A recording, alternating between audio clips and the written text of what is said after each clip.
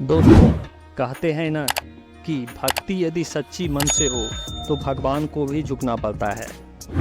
किसी गांव में एक मदना नाम का कसाई था। वह बहुत ईमानदार था।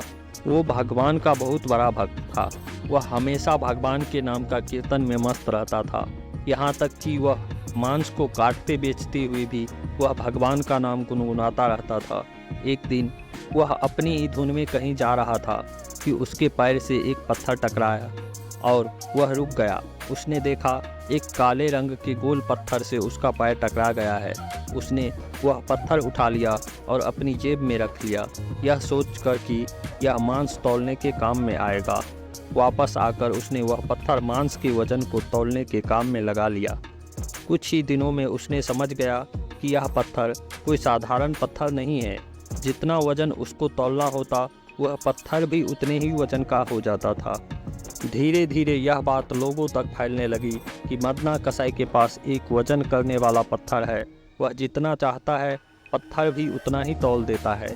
यदि किसी को 1 किलो मांस देना होता तो वह तराजू में एक तरफ उस पत्थर को डालने पर दूसरी ओर 1 किलो का मांस ही तुलता। अगर किसी को 2 किलो चाहिए हो तो वह पत्थर 2 किलो के भार के जितना भारी हो जाता था। इस चमत्कार के कारण उसके यहाँ लोगों की भीड़ लगने लगी। भीड़ जुटने के साथ ही मदना की दुकान की बिक्री बहुत ज़्यादा बढ़ गई। बात उस गांव के एक बड़े पंडित तक भी पहुंच गई। हालांकि वह पंडित ऐसी अशुद्ध जगह पर जाना नहीं चाहते थे जहां मांस कटता हो व बिकता हो, किंतु चमत्कारिक पत्थर को देखने की उत्सुकता उस पंडित को मदना की दुकान तक खींच लाई। दूर से खड़ा वह मदना कसाई को मांस तौलते देखने लगा। उसने देखा कि कैसे वह पत्थर सभी प्रकार के वजन को बराबर तौल रहा था। ध्यान से देखने पर पंडित के शरीर के रोंगटे खड़े हो गए। भीड़ के छटने के बाद पंडित मदना कसाई के पास गया। पंडित को अपनी दुकान में आया देखकर मदना कसाई प्रसन्न भी हुआ और आश्चर्यचकित भी। बड़ी नम्रता से मदना ने पंडित को बैठने के लिए स्थान दिया और पूछा कि मैं आपकी क्या सेवा कर सकता हूँ। पंडित जी बोले, तुम्हारे इस चमत्कारिक पत्थर को देखने के लिए ही मैं तुम्हारी दुकान पर आया हूँ, या यूँ कहे कि ये चमत्कारी पत्थर ही मुझे खींचकर तुम्हारी दुकान पर ले आया है। बातों ही बातों में उन्होंने मदना कसाई को बताया कि जिसे पत्थर समझकर वो मांस तौल रहा है, वास्तव में वो शालिग्राम है, जो कि भगवान का स्वरूप होता है। शालिग्राम भगवान को इस तरह गले कटे मांस के बीच रखना व उनसे मांस तौलना बहुत बड़ा पाप है। मदना बड़ी ही सरल प्रकृति का भक्त था। पंडित की बात सुनकर उसे लगा कि अनजाने में मैं बहुत बड़ा पाप कर रहा हूँ। अनुनय विनय करके मदना ने वह शालिग्राम उन पंडित को दे दिया और कहा कि आप तो पंडित हैं, अतः आप ही इनकी सेवा परिचर्या करके इन्हें प्रसन्न करें और मेरे योग्य कुछ सेवा हो तो मुझे अवश्य बताएं। पंडित उस शालिग्राम शिला को बहुत सम्मान से घर ले आए।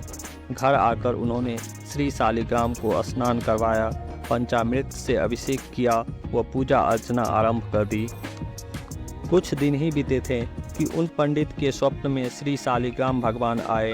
वह कहा, हे पंडित, मैं तुम्हारी सेवाओं से प्रसन्न हो, किंतु तुम मुझे उसी कसाई के पास छोड़ आओ जहाँ से हमें लाए हो। स्वप्न में ही पंडित ने कारण पूछा तो उत्तर मिला कि तुम मेरी अर्चना पूजा तो करते हो, मुझे अच्छा लगता है, परंतु जो भक्त मेरे नाम का गुणगान कीर्तन करते रहते हैं उनको मैं अपने आप को भी बेच देता हूँ।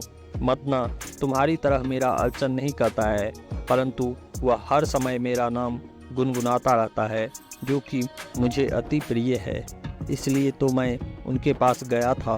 पंडित अगले दिन ही मदना कसाई के पास गया।